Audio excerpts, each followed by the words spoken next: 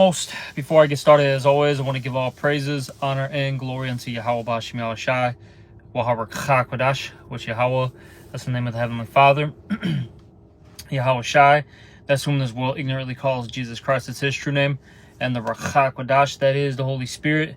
And I would like to also give double honors to the apostles and the elders of Great Millstone, and salutations to all you brothers out there. And I just want to do a quick lesson.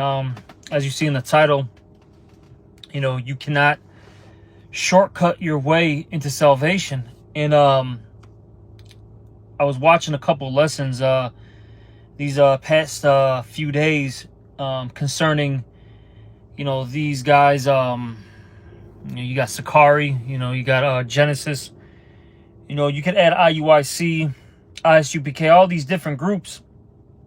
And what I noticed about them all is they basically do things for filthy lucre's sake. Okay, everything's a money grab. It's always some type of what's the word I'm looking for? Some type of gimmick. All right, so they can make money. And then you had the elder Manat Zakba. He did a video, I believe it was yesterday, if I'm not mistaken, about how we're not even gonna call him Elazar anymore. We're gonna call him by his his alias name, Gorilla Hebrew, right? Because he doesn't deserve a Hebrew name. After the scandals that he's been in, all right, throughout the years. But point being though is that he had these Masonic poses, okay, and he's probably plugged up, all right. He probably got approached, and he probably took the bag, he's living very comfortably, you see. All right, but look, you can't shortcut your way to salvation, and you got to go through the straight gate, as the scriptures talk about. Which a lot of guys, they don't want to deal with the straight gate because it deals with what? Bitterness, hardships, okay, being uncomfortable. You see, and that's something that we're gonna have to deal with, regardless if we like it or not. You see. All right, but let me get that scripture where it talks about the straight gate. All right, this is Matthew chapter 7. I'm gonna start at I'll get to the point. 13. This is Matthew chapter 7 verse 13. Enter ye at the straight gate, and that straight is not talking about like a direct line, so to speak. All right, that word straight is going into a path of difficulty, because that's what that word means. All right. You can't take the easy way, the easy route in this thing. Lord willing, I'll grab that second Ezra, the second chapter. It talks about how this is Israel's portion, right? To basically, deal with the hardships. We'll get into that a little later. This is something that we have to deal with as a nation, actually. It's not just the elect, all right? Our nation as a whole has to deal with, this portion. You see, this is what we got to go through before we get into the kingdom. But see, the only difference between the elect and the 2/3 is the elect is gonna deal with it head on. See, the 2/3 they want to run away from the challenge. All right, that's in front of them. You see? But let me keep reading. It says, enter ye at the straight gate, for wide is the gate, and broad is the way that leadeth to destruction, and many there be which go in thereat. And you see a lot of our people, they're gonna go to the broad way, all right? Because they get a little bit of money, they can have a little bit of fun, so to speak, all right? They can do what they want, do as thou wilt. You know what I'm saying? That's why they decided to choose that route. Instead of getting this truth, repenting, changing their ways.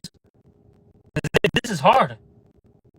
All right, but I'll say this: it's doable, and the reason why it's doable is because we have Yahweh Ba'Shem Yahushai. All right. Hey, but like the elder brother Murph out here says, if this was such an easy thing, everybody would be doing it. But clearly, it isn't. You see? All right. But let's keep reading. This is Matthew 7:14 now. Because straight is the gate, and narrow is the way, which leadeth unto life, and few there be that find it. And you see, even though that straight gate, all right, you know, it has, you know, it's times where things are hard, you feel uncomfortable, you know, you just want things to end. Look, it's worth it at the end of the day, because look, you're really finding life. All right, you see, 2/3 of our people, they haven't found life. Look at all our all our people of our nation that actually have a little something in this world. All right, at the end of the day, they're depressed. A lot of them commit suicide. Okay, a lot of them actually lose money, all their riches. Their name gets, you know, thrown in the mud. You know, they don't escape, because at the end of the day, they can't escape the curses. Because look, you're going to deal with Deuteronomy 28, verses 1 through verses 15 through 68. All right, until Yahweh Shai comes back, you're going to deal with that. Okay, and then also, hey, there's curses all throughout the Bible. So let me rephrase it. You're going to deal with the curses in the entire Bible, whether you like it or not. Okay, until this thing is done. You see? But our people, they keep trying to run away from it. Then they make deals with whom? The devil. All right, Esau, Edom. That agreement with hell, that agreement with death, that's spoken about in the book of Isaiah. You see? They take that deal and they think they can, you know, run away from it. Well, I'll be good. You know, the rest of my people are going to have to suffer and be at the bottom, but I'll be good. No. Look, because when Esau wants to get freaky with you, do some freaky and creepy stuff behind closed doors, guess what? You got to answer that phone call and go attend, you know, one of these parties, man. An all-white party. You know what I'm saying? You see? That's what you're going to have to do. You're going to have to get on camera, okay, and promote whatever he wants you to push out there. You see? That's what you're going to have to do, whether you like it or not. And if you get out of line, hey, all of a sudden now you owe us back taxes. You've been, you know, you've been not paying your taxes. Watch, you see that all the time, okay? That happens. All of a sudden, you got relationship issues. You know, you're abusive. If that doesn't happen, all of a sudden now you're crazy. You see, that's what Esau does. And he takes you out eventually. All right, which is ultimately Yahweh Ba'Shem Yahushai. But going back, you know, to what I said earlier, you got actual Israelite camps that have sold out. Okay?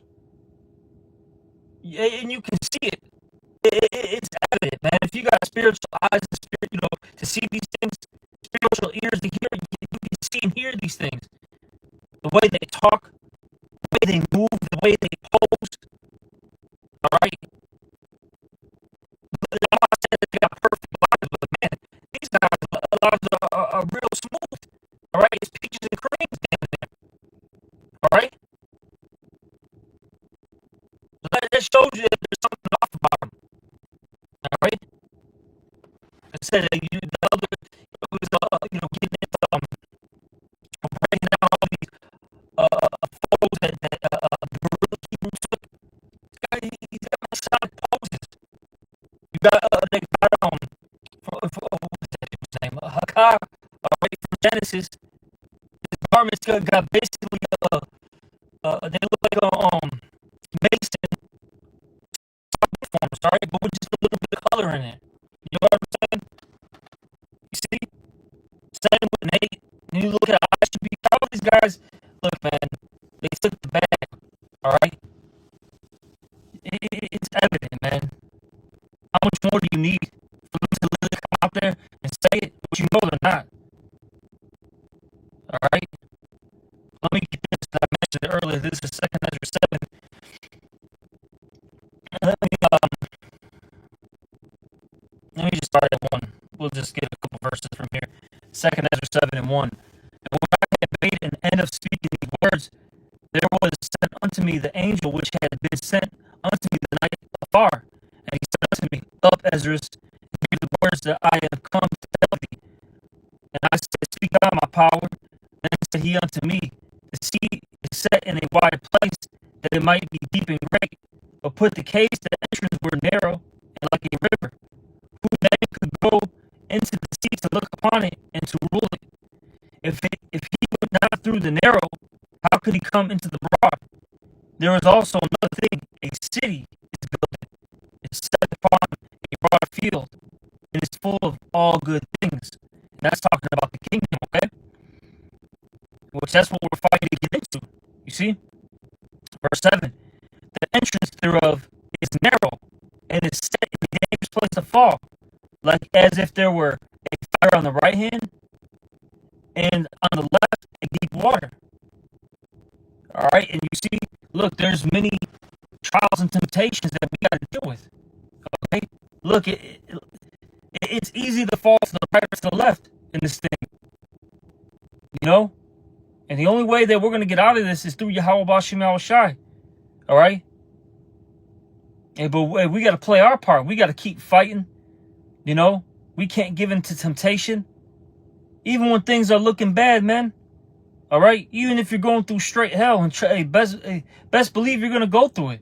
And there's times where the Lord, man, look, man, he starts, hey, man, he starts packing you up, man. All right? All of a sudden, you start dealing with illness. All right. Hey, your car breaks down. Hey, your woman might step out on you. Hey, your children might buck up against you. You might get fired. All right. Whatever it is, man. You might deal with several things at once, and not only at the same time. It might be for a decent duration too. It might not just be, something that happens, all right, overnight, 1, 2, 3, it's done. No, it could hit you for several months. Shit, fuck it, several years. All right? Hey, this stuff occurs, man. All right? You see, but you got to keep your integrity. That's what it all comes down to. Are you going to have integrity? Are you still going to praise Yahweh Bashim Al-Shai? Hey, you got to be like Job. What did he say to his wife? Are we not going to receive? How's that word? It's Salakia. Basically, he said, "Are we not going to receive evil as well? You're not just going to receive the good." Okay. Here we go. This is Job 2 and 10. But he said unto her, and this is Job speaking, Thou speakest as one of the foolish women speaketh. What? Shall we receive good at the hand of the Most High? And shall we not receive evil? And all this did not Job sin with his lips? Exactly. All right. He didn't curse the Most High. Hey, he took it like a man. But hey, he had to check his woman, man. Because, these women, they don't like dealing with, being uncomfortable. Everything has to be a goddamn, Disney movie for them. All right? You know what I'm saying? Just some fantasy. Just you know what I'm saying? These women, man. Hell, let's not talk about that, because we can go on for days, about them. All right? But point being, though, is, hey, look, you're going to receive both the good and the evil from Yahweh Bashim Al-Shai. You got to, because the Lord's all about balance. He wants you to experience both things. Now, I'll say this. Does the Lord, from time to time bless you? Yeah, of course. And there's times where the Lord gives you women, all right, money, promotions, all right, cars, whatever it is, you know what I'm saying? Yeah, the Lord does these things. Yeah, but you best believe you're gonna deal with that bitterness, man, which a lot of guys are trying to run away from. All right, but let me go back to that 2nd Ezra 7, and I'll read 7 again. The entrance thereof is narrow, and is set in a dangerous place to fall, like as if there were a fire on the right hand, and on the left a deep water, and one only path between them both, even between the fire and the water, so small that there could but one man go there at once. And you see, there's only one path. You can't go anywhere else. You got to deal with the straight gate. All right, that narrow path. That's it. Lord willing, I'm gonna get that John 10 as well, because it talks about basically you got to go through that door. Look, you got to go through the front door. You can't go through, all right, the back door, all right, the back porch, a side door, a side window. Because out here, I don't know how it is, in other cities, but hey, we got that in these older homes out here in Chicago. You got what that cellar door, all right, that leads to the basement. You can't be going through that. No, man, you got to go through the front door. Because if you go through any of these other ways, you're considered a thief, all right? A robber, a murderer, as it says in John 10. All right? But let me keep reading. And it said there, what? It's so small that only one man can go there at once. So basically, as the scriptures say, you got to work out your own salvation with fear and trembling. Hey, this thing is between you and Yahweh B'Shem Yahushai. Now, of course, are there times where, you interact with your coworkers, so to speak, which are the brothers? Yes. Because the scriptures talk about how we got to bear each other's burdens. We got to help each other out. All right. We got to, mix and mingle with each other, so to speak. All right, to hear rebukes, give rebukes, get breakdowns, get more understanding. All right, show brotherly love towards one another, have that charity. You see, but at the end of the day, it is between you and Yahweh B'Shem Yahushai. All right, but I'll say this. Because as the Elder Yak likes to say a lot, there's an order to this thing. There's a rank and file, right? Now look, there's going to be a man that's above you. Follow that man. He's clearly doing something right. And scriptures talk about Mark the perfect man. Follow that man that's doing the right thing. Hey, you see him being successful in this truth, follow that man, okay? And I guarantee you, guess what? He's gonna have somebody in front of him, so on and so forth, right? Until you get to because if you got spiritual eyes and spiritual ears, right? We in the spiritual mind, we understand that the Apostle Tahar is the leader right now of the nation of Israel, okay? And guess what? He followed his elders, okay? And guess what? They're following Yahweh B'Shem Yahushai. At the end of the day, the elect is going to follow the Lamb wheresoever he goeth, as the scriptures say in Revelation, the 14th chapter. Okay? You see? All right? But, hey, you got to work out your own salvation with fear and trembling. Your faith in your works is what's going to get you out of here. That's 2nd Ezra 9. But let me keep reading. This is 2nd Ezra 7 and 9.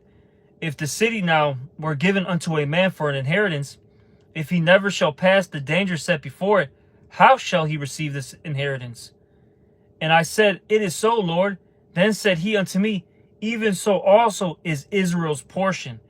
So we got to deal with the hardships, the bitterness, the trials, the tribulation. The scriptures talk about what? This is the furnace of adversity, the furnace of affliction. Okay? You got to deal with that. But like I mentioned, You got these other camps, right? They don't want to deal with it. They're basically tired of waiting for the Lord. All right, and that's why the scriptures in Sirach 2:10 talk about what woe to him that have lost patience.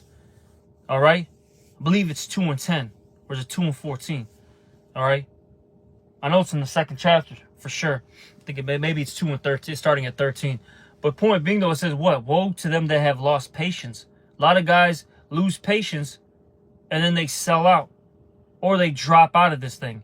You see? Now some guys, they actually get approached and it looks like, you know, the Gorilla Hebrew, all right, and his, you know, former friends, whatever you want to call them, right? It looks like they've taken the bag, you know? Because you got to remember, these guys are still in the world, right? You know, they want to be Hebrews and Hellcats. You know, these guys want to be, you know, rappers, entertainers, R&B singers. You know what I'm saying? Look at them. Their deeds show what they're about, all right? So it's not far-fetched that they would do, you know, these type of things. You see? That's not far-fetched. They've been wanting it forever. Okay? See, they want to live a particular lifestyle. You see? So hey, they're willing to, you know, change the doctrine. They're willing not to use the names anymore. They do some vile, freaky, and creepy stuff behind closed doors. You see what I'm saying? They're willing to do these things. Hey, I got the bag now. Okay? And I got a mansion in Atlanta. I got about four cars, 4 or 5 luxury cars. I got all this ice on my, you know, around my neck. You know, I got, you know, I got the freshest, you know, kicks with the freshest outfit every goddamn video you see me in. You see? All right. So, you know, like I said, it's pretty evident that that they've done something, you know, something for, you know, a little bit of change, man. Hey, but at the end of the day, you know, let me get that. Oh man, what is that? Isaiah, I think was it the 28th chapter? Let me get that. Hey, the Lord's gonna disannul, all right, this covenant that they've made with death. All right. Yeah, let me get this. This is Isaiah chapter 28, verse. I'll start at 14. Isaiah 28 and 14. Wherefore, hear the word of the Lord. The word of the Lord, Slagi. Wherefore, hear the word of the Lord Yahweh, ye scornful men that rule this people which is in Jerusalem. And are they not rulers? Right? Are they not top men? You see? But they're scornful men. These aren't really the men of the Lord. These are wolves in sheep's clothing, as the scriptures say. Okay? Let me keep reading. It says, because ye have said, we have made a covenant with death, which that represents Esau, and with the hell are we at agreement. When the overflowing scourge shall pass through, it shall not come unto us. For we have made lies our refuge, and under falsehood have we hid ourselves. And that's what these guys do, all right? You know, starting with these, you know, entertainers, right? These, you know, professional athletes, musicians, actors, politicians, etc., right? But it even goes into a lot of our people, man. You know, when I say our people, I'm talking about they of the circumcision. A lot of these guys that call themselves Israelites. You know, they really believe that if they sell out, they're going to be good. And look, man, the Lord is going to use Esau. Well, first off, well, that is true. The Lord's going to use Esau. Esau's going to renege, all right, in these contracts with you, so to speak, right? And he's going to destroy. He's going to throw you under the bus, man. It's not going to end good with these guys. They don't have a covering. You see, we do though. We that are truly serving Yahweh B'Shem Yahushua, we have a covering. They don't. They don't, man. And they're going to be in a rude awakening very soon. See? Let me keep reading. Therefore, thus saith the Lord Yahweh, behold, I lay in Zion for a foundation, a stone, a tried stone, a precious cornerstone, a sure foundation. He that believeth shall not make haste. Judge, and that's talking about Yahweh Shai, by the way. Verse 17. Judgment also will I lay to the line, and righteousness to the plummet, and the hail shall sweep away the refuge of lies, and the waters shall overflow the hiding place, talking about the truth. Okay? And your covenant with death shall be disannulled, and your agreement with hell shall not stand. When the overflowing scourge shall pass through it, then ye shall be trodden down by it. Exactly. The Lord is going to allow Esau to have his way with you. They're not escaping the judgment of Yahweh B'Shem Yahushai. Okay? Look, the Lord exposed, or I'll say exposed, and has been exposing these guys for a long time. Okay? And is going to continue to expose these people until it's the end, man. They got to be naked. You know what I'm saying? They got to be made bare. Just like Esau, just like their daddy Eve, man. Being made bare. You see? All right? And I'm telling you, man, the Lord, but I'll say this, man, it's getting to a point, though, where the Lord is really going to start taking dudes out, like, just deleting people. And they're going to be public examples. All right? Public examples of what not to be.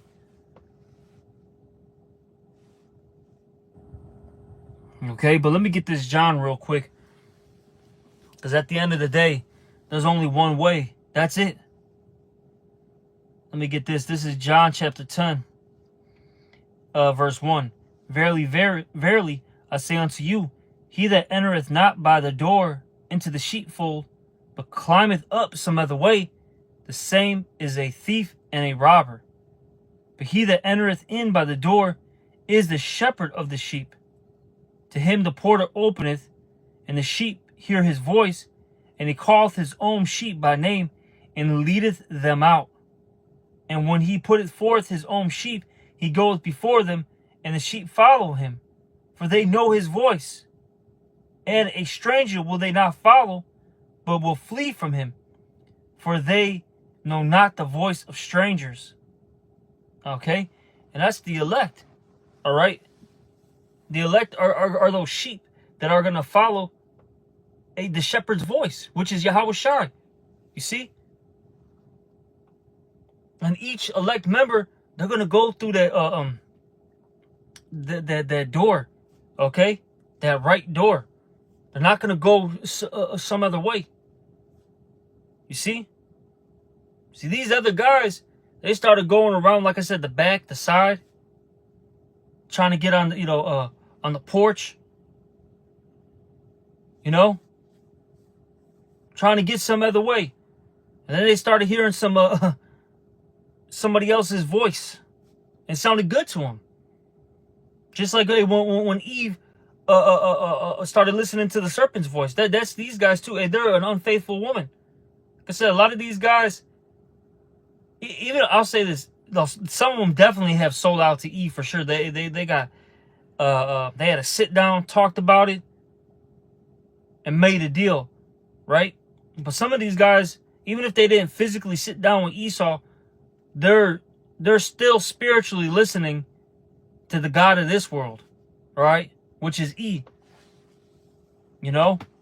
That's why they buck up, right? They don't want to follow the doctrine. They switch it up. They don't want to continue in this faith anymore. Because this is better. According to them, in their eyes, this is better. These ways are better. They're going to find out it's not. All right, I'm going to finish this out. I'm going to read a few more verses. And it says, this parable spake Yahushua unto them, but they understood not which things they were which he spake unto them. Then said Yahushua unto them again, verily, verily, I say unto you, I am the door of the sheep. All that ever came before me are thieves and robbers, but the sheep did not hear them. I am the door. By me, if any man enter in, he shall be saved, and shall go in and out, and find pasture. All right, so you see, if you go through that door, you're going to find life. Okay? You're going to be saved. But this all ties in with what? The straight gate. Okay? The narrow path. It's not going to be a cakewalk. You're going to feel uncomfortable in this thing. You see, you're going to have to deal with a lot of trials and tribulations. At the end of the day, what? You're going to have to bear your cross. Right? And you're going to have to, in order to get saved, you have to do what? Endure until the end. So you're just going to have to keep going and going and going like the Energizer Bunny, man. All right? You see? And look, if the Spirit's on you, you're going to keep going. You're going to be like what, like Jeremiah. What did it say? Something under the lines of it was like a fire burning in him. And he had to go out there and preach. He had to keep doing the work of the Lord. You see? True man of the Lord, he's not going to stop, nor does he want to stop. Okay? But, man, John 10's heavy. But yeah, I'm going to end it there. It was just something that was on my mind. Like I said, I watched a couple videos on these guys. I was meditating on some things. And like I said, what I noticed with these other camps, they're trying to shortcut their way, all right, into the kingdom, getting salvation, but it can't happen, all right. But I'm gonna end this lesson. Hopefully, it was an edifying one to whoever's listening, all right. And with that, I'm gonna give all praises, honor, and glory unto Yahweh Bashim Al Shai. Also, double honors to the apostles and the elders of Great Millstone, and salutations to all you brothers out there. Shalom.